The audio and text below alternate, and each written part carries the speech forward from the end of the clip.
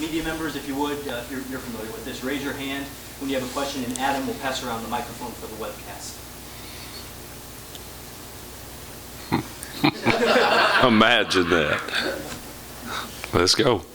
So who's going to play point guard for you this year? It's a good question. Right now, I'd have to say Brandon Harris. I mean, he's a senior. He's worked extremely hard in the off season, and probably to this date has been the most consistent at the point guard position. We have other options. Kevin Caspar looks really good. He's moving well. It looks like his old self prior to the injury right now. And then Peyton Halsey playing very well for a freshman. Just don't know if we want to throw him in the fire quite yet. But he's going to see some action to point guard duty as well.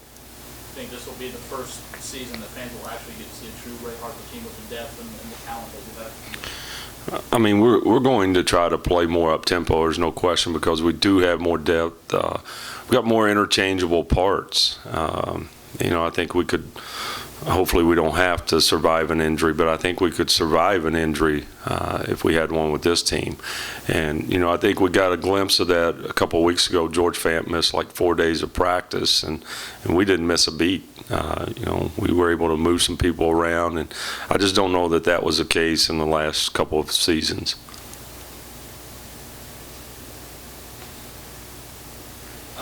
Been in a tournament now 2 years in a row. Are you all coming into this year feeling like you kind of have the target on your back in the conference? I wouldn't think so. I've seen some preseason projections, and we've been picked as low as 5th in the league. One came out yesterday. We were 4th in the league, so I don't think we have a target on our back. I think the people who have a target are the ones that are usually picked to win the league. And we don't. We're going to go about our business on a daily basis to try to get better each day, whether we're picked 1st or 8th. And, that's just kind of how we conduct business. And I think these guys have been really good about being consistent each day with their work ethic and understanding that we've got a long way to go, and our goal is to get better every day. Kind of going along with the conference projections, it seems like there's about 4 or 5 teams up at the top that you could interchange as far as who's going to finish where. And along with that, you feel like maybe this is, at least from the top part of the conference, pretty deep league this year? I do. Look at Georgia State, for example. I mean, they returned 4 starters, and R.J. Hunter was the freshman of the year in the league they're coming from. And with so much movement, I can't remember which league it is they are coming from. But and then you had Ryan Harrell, who was a top 30, top 40 player in the country coming out of high school.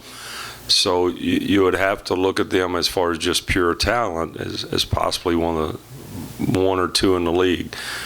With that being said, Arkansas State, John Brady has said this is the best team he's had since he's been at Arkansas State. A lot of people are picking South Alabama to win the league. And then Louisiana Lafayette, I think, was picked in the poll yesterday 2nd in the league.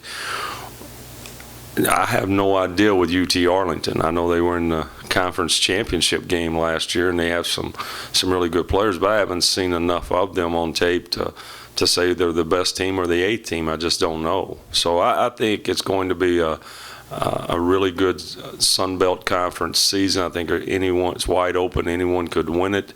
But it's going to be the team that's most consistent from day one. And hopefully we can be in the mix. And, I like how our guys are working. And we'll see what happens comes January, February, March. How does the depth of the league compare to the past couple seasons? I think at the top it's much better. For example, Middle Tennessee last season just ran away with it, and no one really challenged them. I think it's going to be 4 or 5 teams that will be battling till that last day. I guess given that you guys have been to two tournaments in a row and not been able to win a game there, how much do you talk about going back to that, maybe doing it with a better seed, trying to set yourselves up for that? Well, we won a game 2 years ago. We beat Mississippi Valley in the first round. Right, So. I'm sorry, just being the 16 when you get into the field and having to go that route. We never talk about that. Right now we're talking about, we'll be talking about today's practice. We play one day at a time, and I know a lot of people talk about it, but if you talk to our guys, it's one day at a time, one practice at a time, one game at a time. Our focus has been a little bit on Wichita State, some things that we've seen that they do on tape from past seasons, and we will focus hard on them leading up to that game on November 11th or 12th, whatever it is, being midnight. And then we'll move on. And I think it's the only way a basketball team can be successful. If you look too far in the future or live in the past, you're not going to be very successful. Take it one day at a time and see what happens. With the transfer guards you have come in, how do you handle kind of getting them to mesh with the rest of the team, and how do you see them factoring in this year? They practice with our guys. They're usually on the second team. Become December 14th or whenever it is they become eligible, based on what we've seen in practice, and we won't be afraid to play them 30 minutes or 20 minutes or 10 minutes, kind of what they've earned up to that point. But if we feel like they're going to help us win that particular game, and it's going to be playing 25 or 30 minutes, that's what we'll do. And they've been terrific. They've worked extremely hard, and we're excited about what they're going to bring to this basketball team come the middle of December. So a lot of new faces on the team this year. Which of those guys do you see having the biggest impact or having an impact right away on the team? Well, that's hard to say. I would have never told you Trincy Jackson would make 5 threes and 6 threes and a half in Hilltop or Hysteria. Now, no one was guarding him. Take that into effect as well. We will defend harder than we did that night. I hope. I don't know. I think there's a lot of different guys that can have an impact. You can start with Peyton Halsey. He's a freshman, but he can play multiple positions, which I really like. He can play the 1, he can play the 2, he can play the 3. Very good basketball IQ, which is huge with how we like to play. He understands offensively and defensively where he needs to be. So he's stood out to me on several occasions. And then you got to look at Trincy. I mean, Trincy is. He's a guy who can be a game changer, and not necessarily on the offensive end. He's a guy that can help you win games and never score a basket, and we know that with his energy, his ability to defend the other team's best player. So those two, and then Aaron at the power forward. Haven't mentioned Chris Harrison Docks, another kid that's capable of putting up big numbers. Probably the most pleasant surprise has been Ben Lawson. Bright future. And is that going to happen in November? I don't know, but he has a bright future, and I'm just excited that he's in a WKU uniform, because there's going to come a day where people are going to look back and when he arrived and not realize he's the same player. If he can make the same strides that Alex Rostov made in a year, he'll be special real soon. You did talk last year at the end of the year about wanting to see Rostov get bigger over the summer and improve. How has he looked over the offseason? He's our most improved. I don't think there's any question. If you ask anyone who's seen us, and I've had a couple of people that have talked with me about our team, and he's the one that stands out. He does a little bit of everything. His low post game is grown by leaps and bounds, and he always could shoot the basketball from the perimeter, but he really didn't have the low post game that he's got now. And now all of a sudden he's 235, 240 pounds. So he's going to be real effective for us inside out.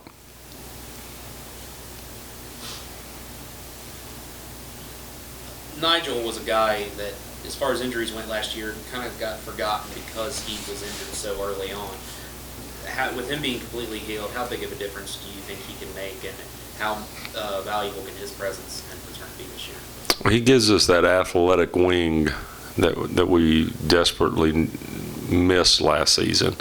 What we need for Nigel is to be aggressive on both ends of the floor. A guy that's willing to stick his nose in there and get rebounds, take charges.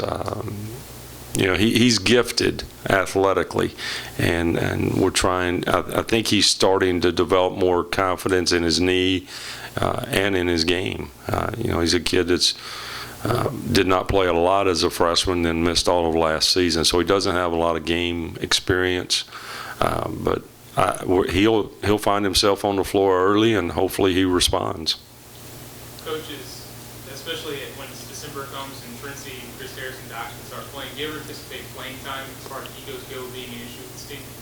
Look, I've done this a long time, and my job is not to keep them happy. Their job is to keep me happy, and it'll work out one way or the other. And we're going to find the 5 guys that will help us win that particular game. There will be a lot of things that go into every game. The 8 or 9 that help us win a game on Thursday night may not be necessarily the 8 or 9 that will help us win on Saturday. Practice will determine a lot of that, who's practicing well. I've never had a team that had the same starting line. I take that back. I have one team that's had the same starting lineup from day one to the last game of the season. Alex Rostoff, if you watched us early in this season last year, never got off the bench.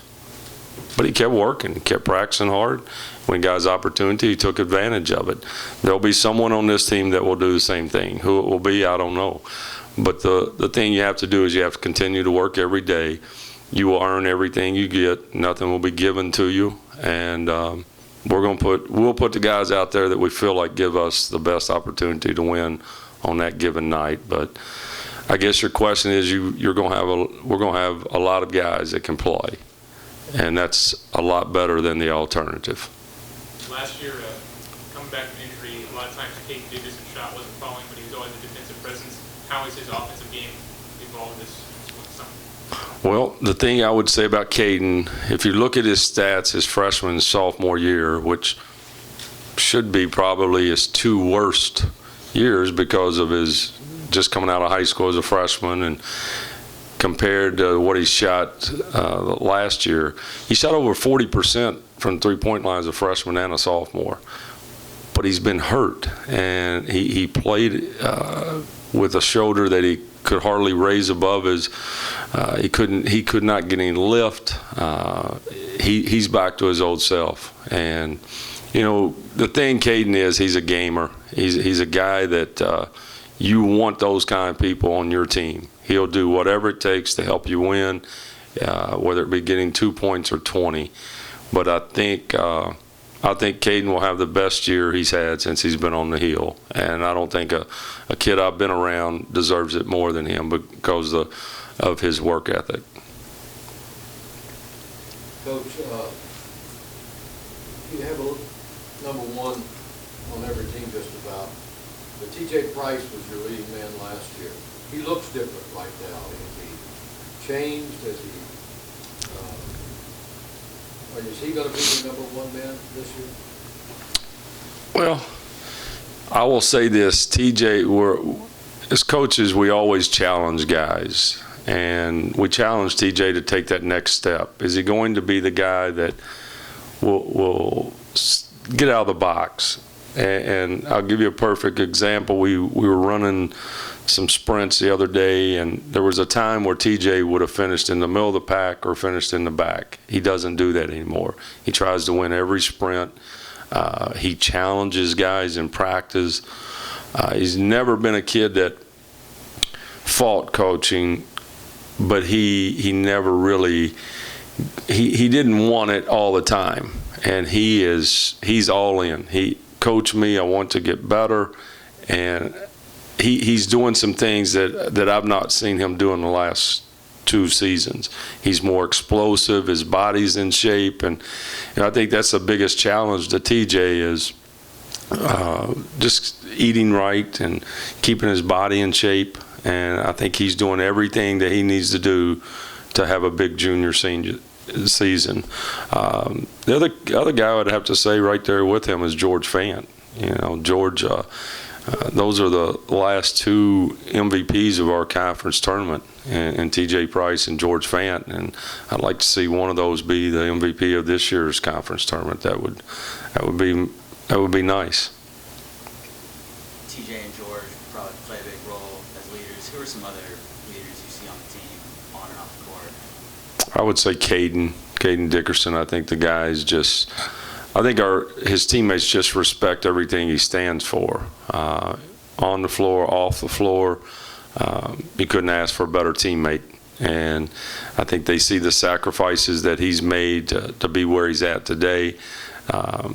It's a young man that most guys would not have come back and finished last season. I've been around a lot of guys, and they wouldn't have come back. They would have shut it down. It's just too hard. It hurts too much, and my season's over, and I hope you guys can get to the tournament. But that wasn't Caden's attitude. It was whatever it takes. I want to get back on that court and help my teammates. And, you know, as it got late in the season, we moved him back into the starting lineup, even though he wasn't shooting the basketball particularly well.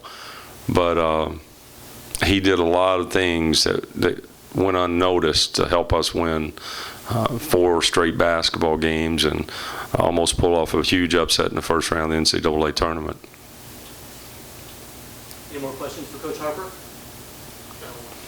One more? All right. Coach, last year against Kansas, saw George Fant kind of bring the ball out for the three-point line and put on some decent things with you. Is that just a product of facing a much bigger guy, or is that something that George Fant's working on? We probably won't try that a lot.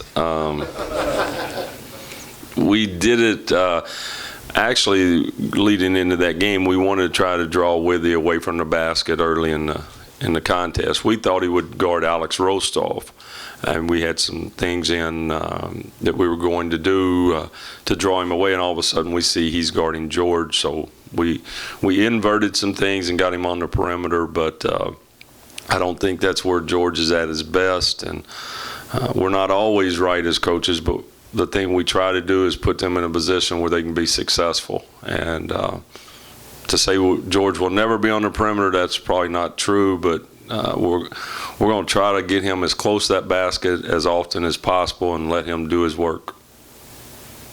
All right, Coach, thank you. All right, guys, thank you.